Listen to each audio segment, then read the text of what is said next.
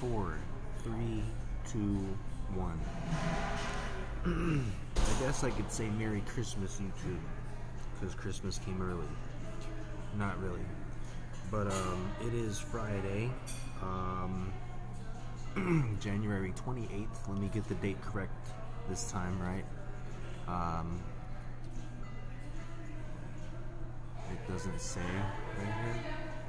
I don't know why, but it is the 28th. I mean, I just want to confirm because I think it's important to pay attention to the date and everything like that. So, no, today's the 28th. It's highlighted in yellow right there. Friday. Okay, just want to share. That's a business calendar. Great calendar. My honest opinion. But I was playing Magic. So, I want to share some things for the game Magic the Gathering Arena. I'm back at Tam's this time. I'm actually using the microphone setting, so you might hear the radio overhead.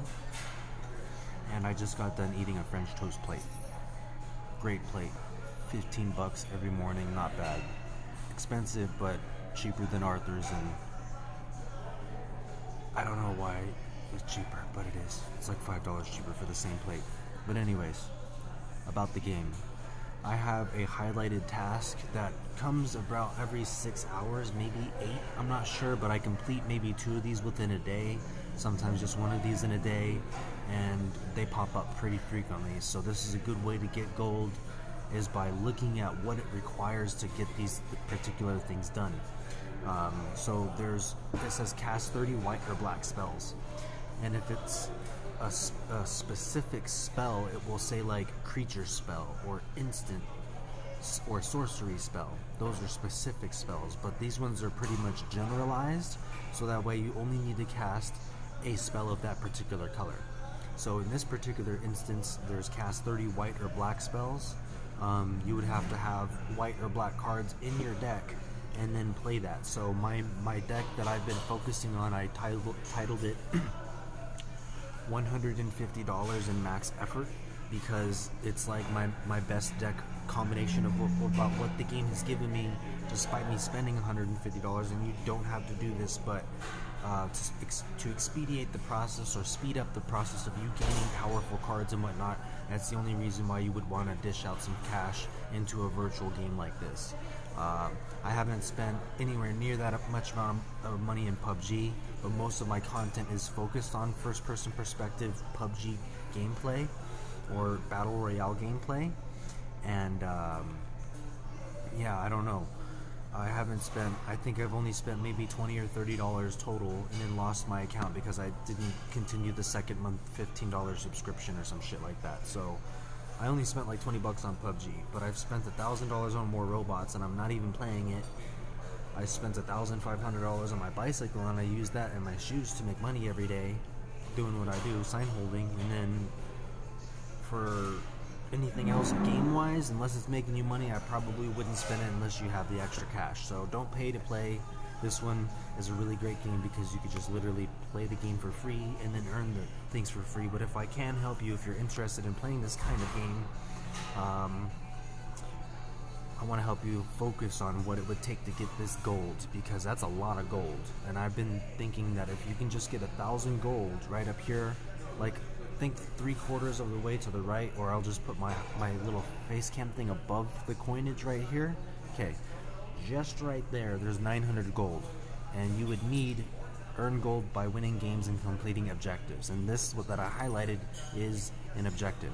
So cast 30 white or black spells. I've made significant progress in just one game, and then cast 40 creature spells. So this one is also general, but it's specific that you can't cast instants, enchantments, sorceries, artifacts. No, you have to cast creature spells. So how I've learned how to play this game and how I shuffled my cards, if it was a 60 to 150 card deck, which I've never had until I played this particular game, but I play essentially the same way. The shuffling algorithm in this particular game is actually fixed, and the matchmaking is almost hand in hand if you've played War Robots since as much as I have for fucking 4 years now. It's been since 2017. 5 years maybe? Okay, and then spend $1,000, you'll understand what this thing called matchmaking is. And that particular algorithm and how you get set up in particular games is essentially almost the same, or some method utilized in this game, Magic the Gathering. But it's not as evident, and you don't get smashed, like destroyed 6 to 10 times in a row before you actually get one win. So this game is a little bit more fair, it's a little bit more balanced, and it's Magic the Gathering. You're not going to get access to all the cards that you want. Like, I miss my slivers, I don't have them anymore, you can't get them, and there's certain things like Dark Ritual and other cards that, like, I miss Glimpse the Unthinkable. It's a black and blue spell that just said target player mills, I think, or discards the top like 20 cards of their library, and if you had 3 or 4 of those, you could wipe out someone with just 4 of those cards. That was a great black and blue spell. It's not in here. There's other Ravnica cards that are not original Ravnica cards that are not in here, and the game is slightly different, but it is still Magic the Gathering, so you still get good gameplay. It's pretty awesome. There's been some bugs lately where I get one of these little packs at the store after winning, because I have a high chance of winning right now, because I think the $150 really does it, and I know exactly what I need to do. I'm already in like Platinum 2, but when you hit store and you go down here to packs, so when you're getting ready to buy another pack, and I'm still just straight up spamming Kaldheim, this is all I get, but every time I get, no problem, every time I get 1,000 gold right here, I always get this Kaldheim pack, because there's a lot of mythic cards and other rare cards that I have not gotten yet, and you have to just constantly get a lot of these ones. So I'd spent the majority of my money on Kaldheim and I think it was Zendikar, because these two sets at the bottom here before the historic sets actually give you some of the best cards available. The newest set, this Innistrad Crimson Vow, is not the greatest, or the Midnight Haunt was there when I started, but it's not the greatest. But I feel like I'm somewhere near the beginning, because there's only a small amount of sets right now. So I kind of want to share this gameplay and share my insight on how the game is, the status of the game right now in quarter 1 2022, and how it will be in the future with further updates and whatnot. So, and to the best of my knowledge, when I was playing more robots, I saw some of the ads for this game, and that's how I got this game. So I'm on this game's balls, and I'm really on PUBG Mobile's balls because of the GameStar X2 that I have. But anyways, there's some pretty decent cards in Dungeons and Dragons. Strixhaven has a pretty decent amount of good cards, but it's all about Kaldheim right here now and Zendikar. But mixing in with some of the newest cards, except for the Innistrad Crimson Vow, because it's a unique set for the Aura cards or whatever. It's a totally different style of gameplay. You can actually mix up all these kinds of cards and actually make pretty awesome decks. And you want to tinker with all of the kinds of decks that you get, because there's red and green, like this one, the Forest Fire that I named. Black Widow is when I customized and made the black and red one. I didn't change the name on Avalanche. I did change the name on the black and blue, because there was a lot of specific zombie cards that were pretty working hand in hand with the black and blue, so I called that one Zombieland, like the movie. But you want to try and edit all of these particular cards, at least the double cards, because there's going to be specific tasks that ask you to do specific things for combo colors. I'm talking green or red, green and blue. That was a hard one. White and blue, not exactly hard, but different. You know, I'm not exactly about white and blue. I like all 5 colors, or at least all colors except blue. So there's 4 colors that I like: white, black, green, and red. And then the blue ones is just about control. I'm not about that in this game, but some people really know how to use that really well. So I'm really close. I just want to disclose at least 1 or 2 games, because I have to wait for the next bus at 8:50. We got like 30 minutes, so I'll play 1 game, and then I'll go ahead and share this right after. But I think after I get this next game, I'm going to probably catch another dub, and I'm going to get at least another 100 gold to get to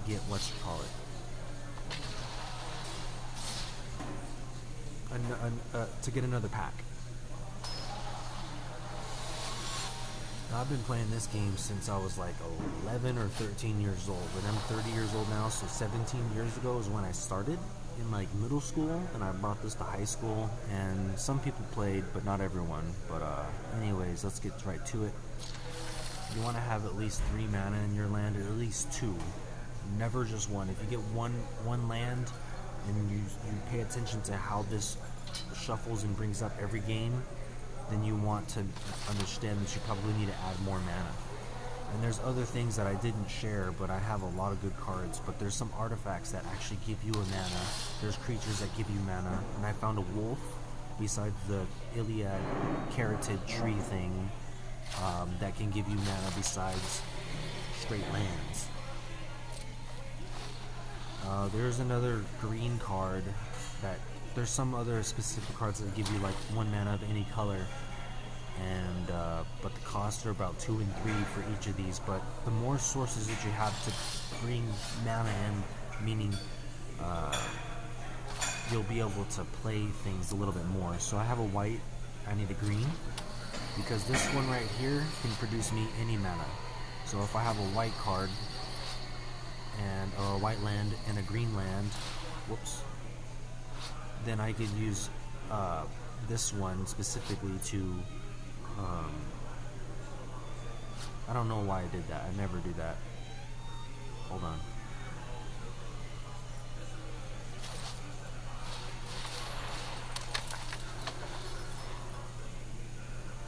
I don't know. Sorry, Scandy. You're probably a girl.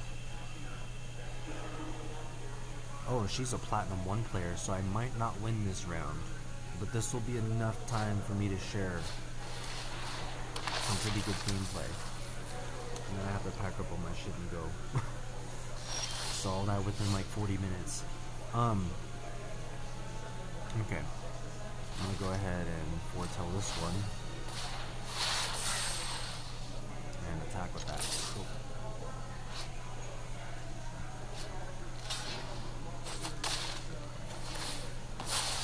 The Shambling Gas, I guess a lot of people like to use that just because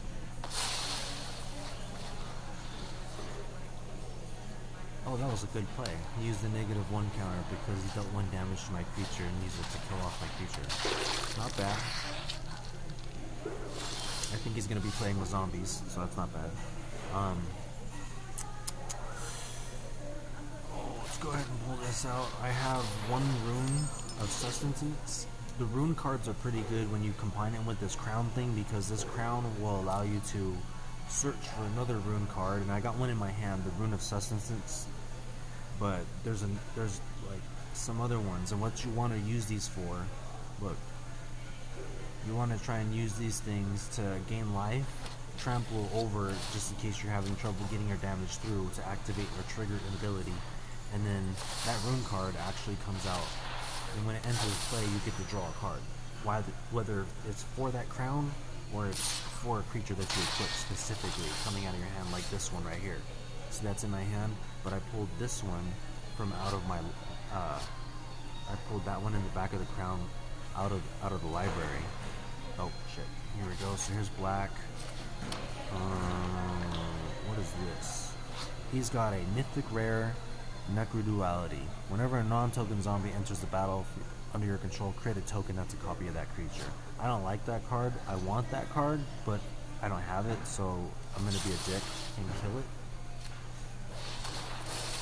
If you can come up with killing a mythic rare with a silver card, you're gangster. So let me go ahead and just foretell that too. I need a creature. Damn. Good shit. Alright, well at least I got a Doomscar, right? So fuck it.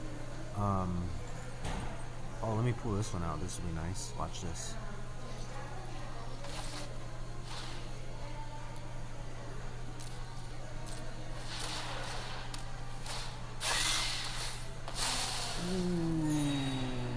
Got him, coach.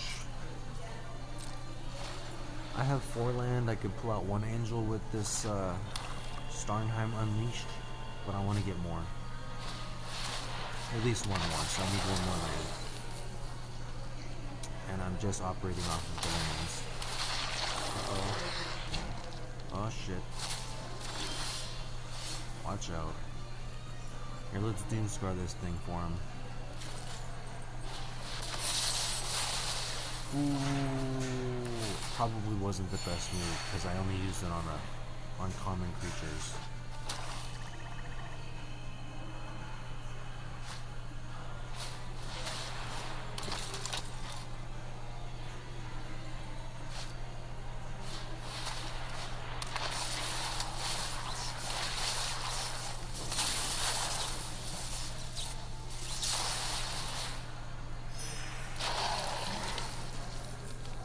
Ooh, forcing me to exile a card, eh?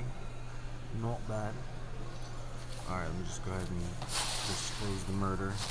What's he doing? Is that again? Oh, good lord. Alright, that's nice. Watch this. Fuck that card. I had to kill 2 of these things. Destroy target non-land permanent means anything that's not a land. So that was a problem. I got rid of the problem twice. Fuck.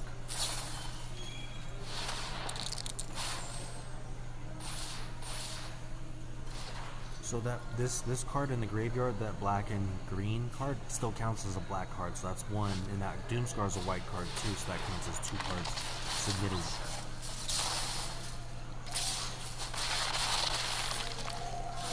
Oh, he's mad.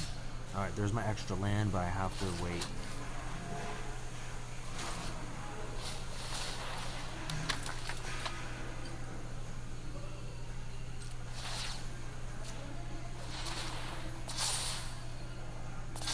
Okay, so now I have a 3/3 with lifelink, so if he attacks me with 1 creature, I can kill at least 1, unless he kills my creature right now. Not a big deal. Because at least I can pull out 2 angels right now, and after I pull out the other one, then I can... Ooh, nice, so... Not bad. I could always change that up. Watch this. Ooh, shit, actually I need to wait.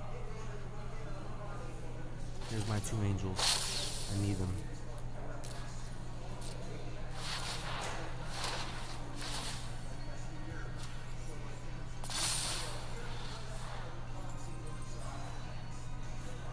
If he kills one of my creatures, then he can finish me off.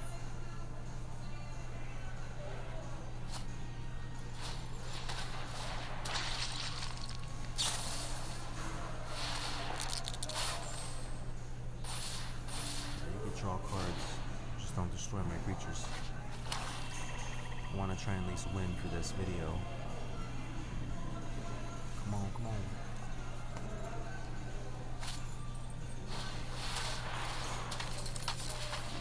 Over. You just get, well, my creatures got flying too, but alright, so here's this. I need this right now.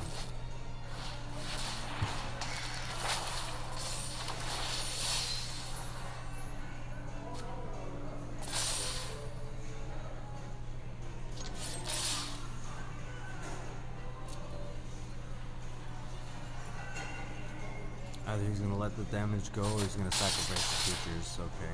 Well, I can still block. So that's good. That's the whole good thing about Vigilance. Is that your creatures will not tap, even if they attack.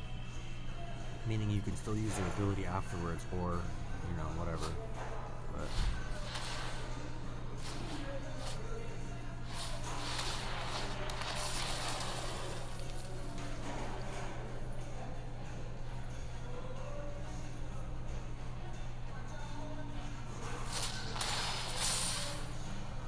shit. I think he's gonna kill me right now. That's okay. 1, 2, 3.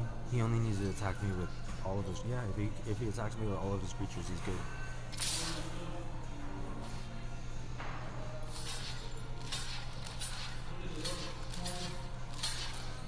And that's okay.